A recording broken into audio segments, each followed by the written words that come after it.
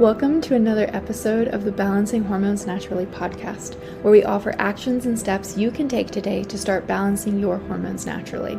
This is your podcast host, Leah Brueggemann. I am a functional diagnostic nutritional practitioner.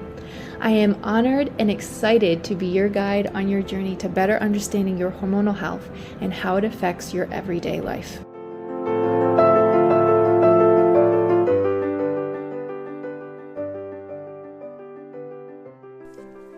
Hey ladies, welcome back to another episode of Balancing Hormones Naturally podcast.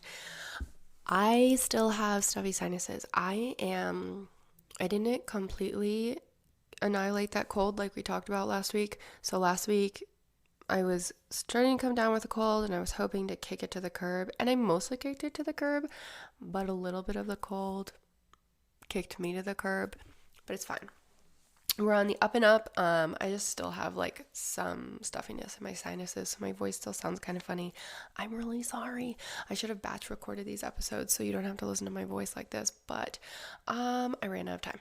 So a couple things before we get started. We are going to be talking about supporting your hormones when you are in that postpartum breastfeeding stage, and then also while you're pregnant, because I get asked that all the time. You're like, I don't have a cycle when I'm pregnant, so obviously I can't cycle sing. What can I do to help support my body? Because you also don't want to do any strong detox or anything like that when you're pregnant or breastfeeding, and I absolutely agree. So we're just going to talk about that today. But a few things first, let me fix my hair here, is one, you guys, I hate mushrooms, like eating mushrooms, you know, those mushrooms that you saute and then you stick in the, I don't know, you just eat them. I hate them, but I love the benefits of medicinal mushrooms like reishi, lion's mane, turkey tail, all of that. And my family always makes fun of me because they're like, you drink mushroom coffee, you take mushroom supplements, but you hate eating actual mushrooms. And yes, I do. I hate eating actual mushrooms. It's the texture. They're mushy. I think it's disgusting.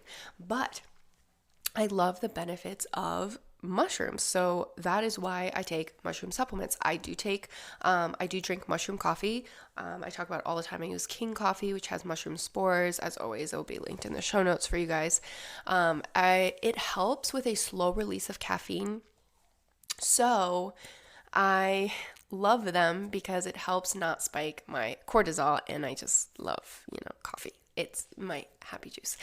And then I am specifically using a few mushrooms right now. I use reishi because it is the king or the queen of all mushrooms. I'm not even sure which one to call that, king or queen, whatever. It's the best one. It just helps so many things. It is especially one that I recommend to clients with PCOS or high androgens or androgens going down the wrong pathway, because it can help balance that out, which is awesome, especially for a lot of people who struggle with, excess hair growth, unwanted hair loss, all that good stuff. So I use reishi mushroom capsules. Highly recommend them. I get them from Real Mushrooms. Your discount code is, I don't remember, it's in the show notes.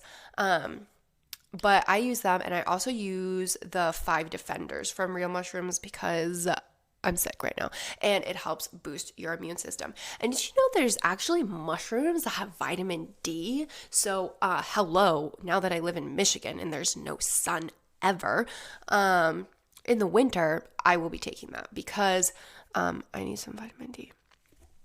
Anyways, so now that we've gotten that out of the equation, let's talk about supporting your hormones while you are pregnant or breastfeeding. So I have a podcast episode specifically on supporting your body postpartum, and you can go back and listen to that. I think that's exactly what it's titled, is supporting your body postpartum.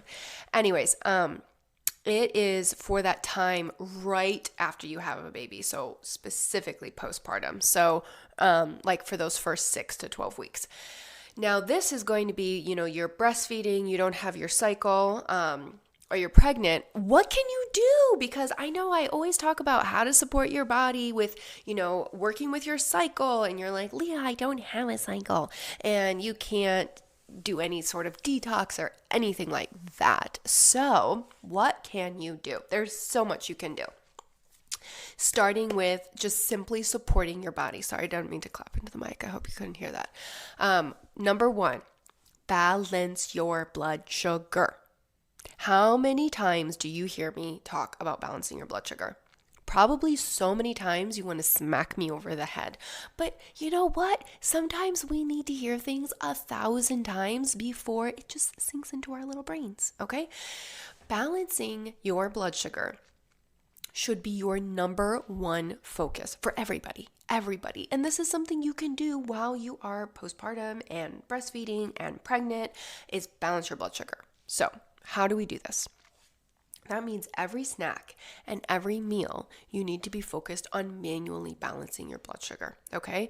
So I know you're going, Leah, I don't have gestational diabetes. Leah, I'm not a diabetic. I do not need to balance my blood sugar.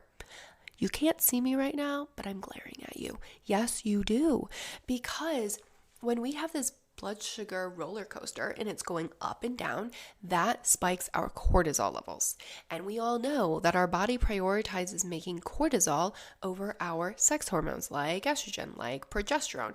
And that is not great. And you don't want your body to be in this constant inflamed state, constantly in this fight or flight when it comes to cortisol. And so if we want to get your body out of that fight or flight, we need to start with just balancing your blood sugar, okay?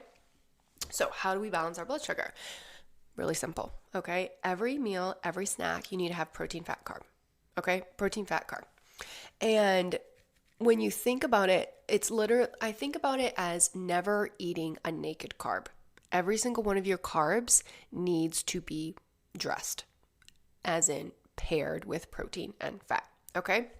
So, let's talk about, like what that can look like. So let's start with breakfast. So you want your breakfast to be within 60 to 90 minutes of waking. You want to be eating, okay?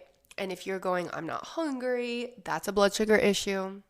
You need to be hungry, okay? So just start with something light. You don't have to eat this massive gourmet breakfast as soon as you start doing this. Start slow. But you want it to be higher in protein and fat, and then you add your carb to it, okay? So, for example, some of my favorite breakfasts are eggs with chicken sausage and a piece of fruit or a piece of gluten-free toast. If you have no issues with gluten, like maybe you just want to have a regular piece of toast, that's fine.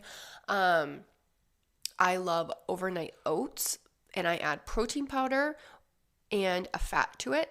So like nut butter, or I just have oats with the nut butter and I'll put extra seeds for fiber, and I'll have chicken sausage on the side for my protein. My other favorite one is buckwheat pancakes with eggs on the side. Buckwheat has protein in it, so that is really, really good. Those are my favorite ones. But when you're thinking about your breakfast, I try to aim for a minimum of 20 grams of protein. Like 30 grams makes me happier.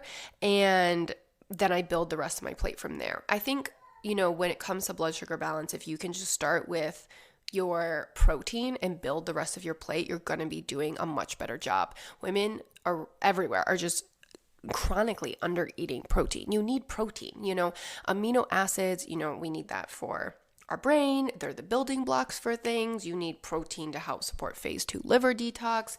So start with your protein and build the rest of your meal out.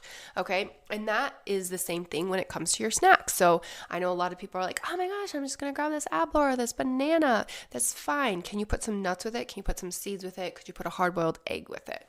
Just pair it. Don't have any naked carbs. Does that make sense?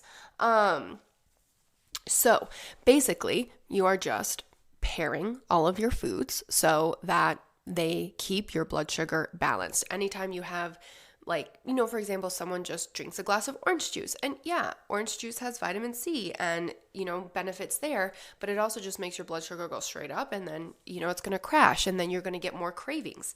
And I hear people say all the time, I have this midday crash. A lot of that has to do with setting your blood sugar up badly in the morning. Also, tons of cravings at nighttime. imbalanced blood sugar earlier in the day. So if you focus on balancing your blood sugar every snack and every meal, you will find that you actually have less cravings because your blood sugar is not going up and down.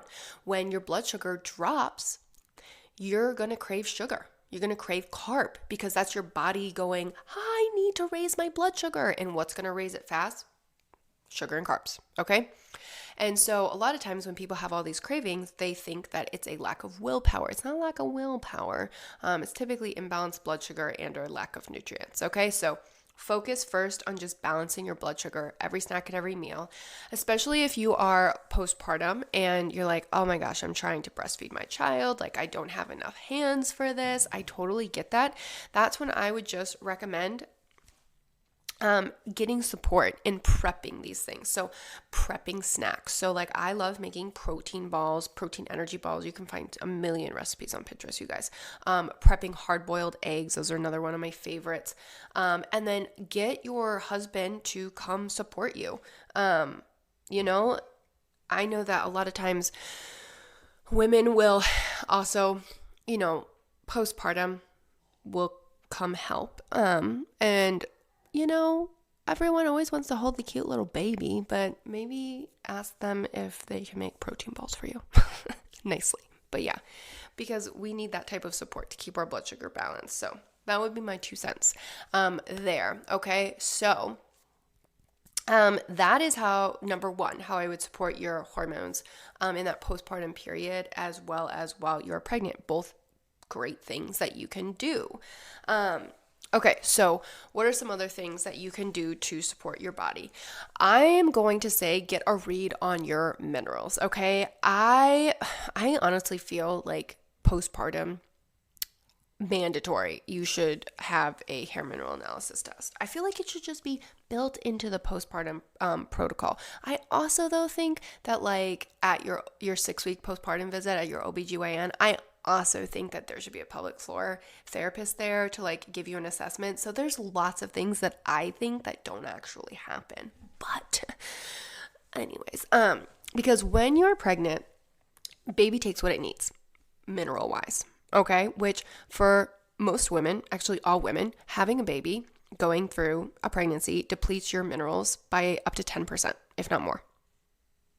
That's a lot. That's a lot. Ever wonder why you have so many like teeth issues or tooth issues? It's teeth issues, isn't it? Yeah, teeth issues. While you're pregnant.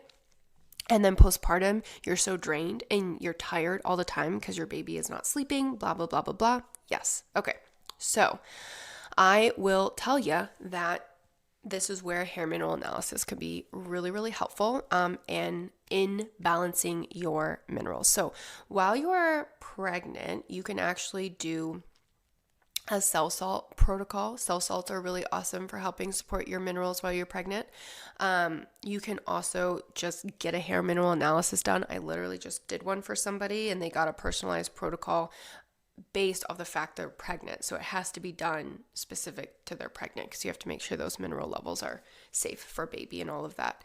And then I just did one as well for someone who is postpartum, and we specialized it to the fact that she's postpartum because we're just giving, and your adrenals are getting tanked a lot of times when you're pregnant and you're postpartum. You're up all the time and, you're not sleeping really, really well. You're going. So I would say that would be the second thing that I would advise doing. Just getting those mineral levels in there and supporting your body in that way.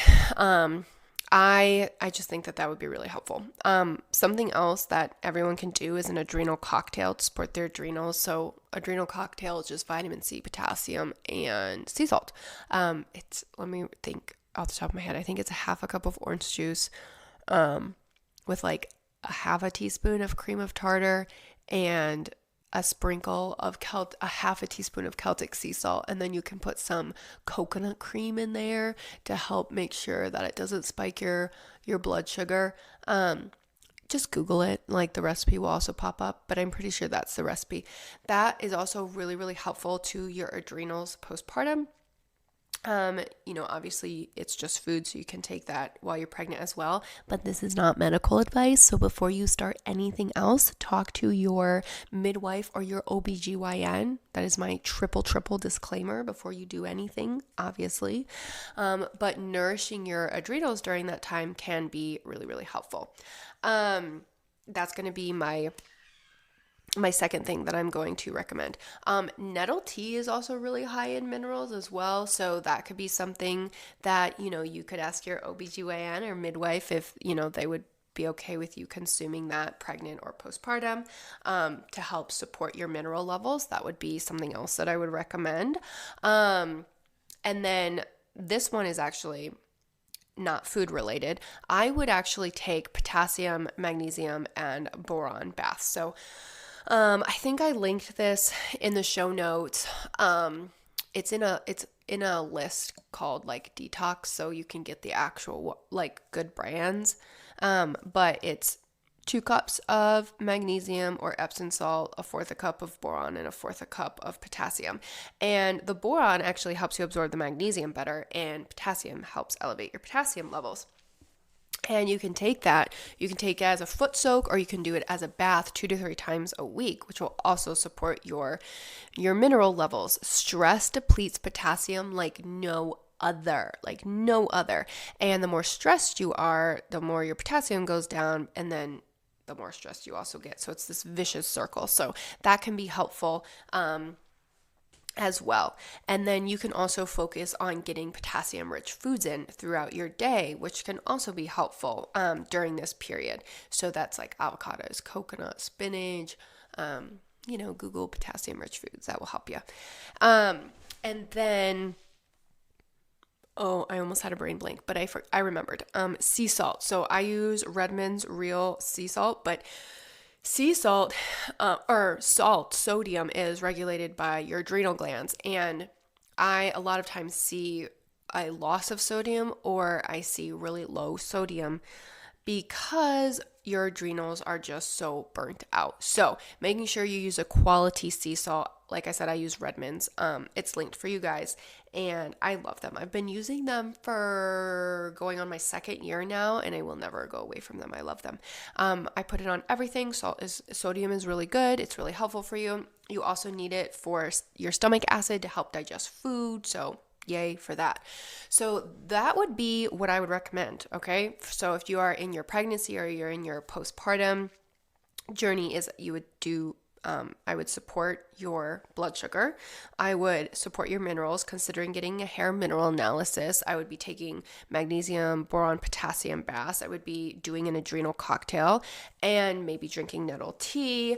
That would be my 2 cents for what I would be recommending. I do think that you need to talk to your provider. This is not medical advice, before you do anything while you're pregnant or while you are nursing, making sure that you're being safe for you and for baby.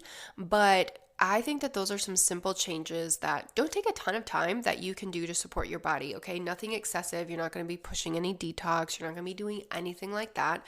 But that's what I would recommend. And then something else that you can do that's just going to support your overall journey is reducing your toxic intake. So that's going to be endocrine disruptors. That's going to be your skincare, your makeup, and all of that may have toxins and all of that you are absorbing into your body. So that simple thing that you could do is reduce your toxic intake. So let me know if you have questions there. Just some simple things that you can start to do. Obviously, making sure you're getting in a nutrient-dense diet is a obvious must there, but I think everybody kind of knows that. But I would start with balancing your blood sugar. That would be my 35 cents because I gave way more than 2 cents there. Let me know if you have any questions, as always. Thank you for listening to today's episode of Balancing Hormones Naturally. If you found this helpful, I would love for you to share it with a friend and post it on your stories and tag Balancing Hormones Naturally podcast so we can get this message out. You can find me on Instagram at Leah_BRUEG, and I would absolutely love to hear from you.